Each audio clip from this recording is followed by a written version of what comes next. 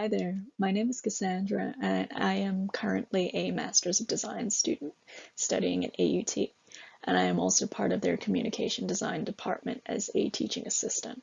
So that's also kind of my design discipline. What I'm showing here today is still an ongoing project from my thesis, so if anybody has any questions or feedback at the end, I'd love to hear them as it can really help shape this project further. To give a little bit of context into what this project is about, uh, I'm interested in trying to investigate the digital medium for opportunities for meaningful poetic expression. And I kind of have this hypothesis that this digital space can offer more opportunities for this rather than in, say, traditional print. Um, However, the digital space is so wide and varied that I'm primarily trying to explore it through three select characteristics that I think kind of embody this digital space in some way, or they could be considered a little bit more of like the core characteristics of this medium. By that same token, digital poetry, there's also a lot of different forms that exist of it. So the ones that I'm specifically looking at as part of this project is graphical digital poems that include hypertextual elements. So there is some mild interactions as part of the reading experience. So three characteristics that I chose are shown here, and they were derived from some secondary research, though I do still need to do a little bit more into these areas. So the first is ephemerality, and it was really kind of looking at how technology is progressing quite quickly. So a lot of things kind of get left behind. For example, when I was trying to look for older digital poems, I found that I often couldn't read them because what they were using before, Shockwave and Flash, they're no longer supported. In terms of hidden content, there's just this idea that when we're interacting with the digital space, we're often looking at it through the surface of a screen. So we're kind of limited in this frame, and there are things that can exist beyond it or outside of it. In some cases, this can include things like we don't really see the code of whatever experience we're having, or we're only ever really seeing one web page when there's millions more that exist on the internet. And finally, when it comes to nonlinearity, I was kind of looking at how the way that we interact with text in terms of the digital space, it's more along this line of hypertext, especially since one of the main ways that we interact with it is through the internet, which itself is based on hypertext. So with something that is so core to some of our daily lives, it just seemed important to kind of acknowledge how it has affected how we read, especially when it comes to bringing in things to do with poetry.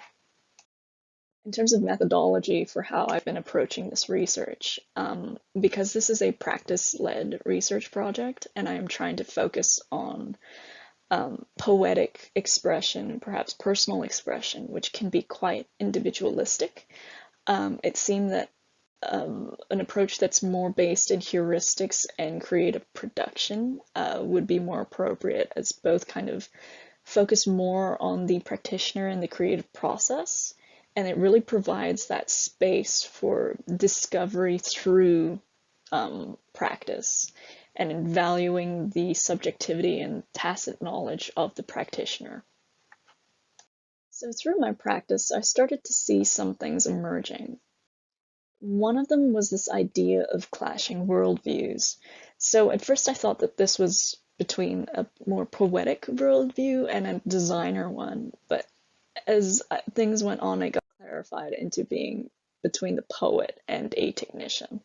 So there's this sense of one side being quite artistic and creative or subjective, whereas the other one is more technical and logical and objective because it has to deal with trying to like code an experience. So the question became, how do I mitigate this clash and make these two voices work together? And I tried this through a couple of different ways. One of them was looking at when to write the poem in relation to when you start building up its digital experience. So I looked at writing it before designing the rest of the experience, writing it after and trying to tailor it towards the experience, and then also trying to write it simultaneously while also developing its digital experience and the code. I was also looking towards trying to separate these two worldviews if they couldn't work well together. In terms of things like reflection and evaluation. Because I often found when I was trying to reflect in and on action that it tended to take on a technical viewpoint, because that was what I was doing last as part of that creative process. And it was kind of losing that poetic viewpoint that also kind of mattered. So I tried creating personal qualitative surveys to try and bring that poetic view back, especially when it came time to evaluating how well certain prototypes were working. And it was also looking at giving time and space between these two perspectives so that it would let me switch between them easier. But there also came a question of which one did I want to prioritize if I kept them separate. And another way that this kind of came through was my phases of exploration. Each of them was originally intended to explore those three characteristics separately. But I also found that naturally through practice, they played with these two worldviews as well. So for the first phase, I was looking at ephemerality, but because I was also starting to get familiar with the program and the coding, it ended up being that it took on a very technical viewpoint.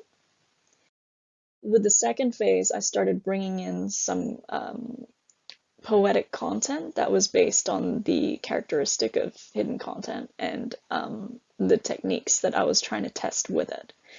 And the idea was that, well, if you're going to try and test how a technique can support expression, you need something to express. And trying to have them align around the same sort of theme would kind of mean that they're more likely to work well together rather than being jarring. And with my third phase, I was really exploring nonlinearity, not just in terms of interaction, but also in terms of the how you read things on a screen. And I was really trying to bring in poetic content that was based on a wider theme and technique, because I found in that second phase, the poetry felt like it didn't really have any meaning or real purpose. And throughout these phases, I also started to gradually introduce more and more visual design into the process.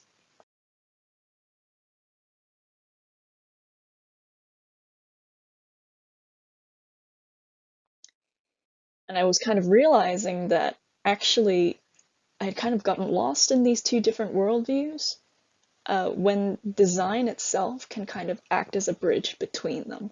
So designers already kind of deal with this sense of creativity, but also trying to make something functional and it has a purpose. So it made sense that I needed to start evaluating these prototypes and future prototypes by incorporating a framework of design principles that could be tested against. And design as well, especially communication design, prioritizes communication. So having a separate sort of viewpoint that already kind of navigates and mediates between those two sides was really important. And this is something that I really want to push further in the next steps of my research. In particular, I'm trying to see if I can incorporate these design principles earlier into the process, as well as a more resolved poem. And this will really help prevent getting too stuck into techniques. I say this because when I've been focusing on these techniques previously, I've been finding that there's a tendency to almost overpack these poetic experiences with them, and they kind of get reduced down to a novelty. They don't necessarily feel very meaningful anymore. So being able to kind of bring in these principles to help set like a stronger foundation for the communication of whatever this poem is will ensure that the opportunities that are found for these techniques later in the process, they just feel a bit more meaningful and there is more purpose behind why they are being used, as even simple techniques and interactions can still lead to some very effective forms of communicating expression. Thank you for listening to my presentation. I look forward to hearing any thoughts or questions that anybody would like to share. Thank you.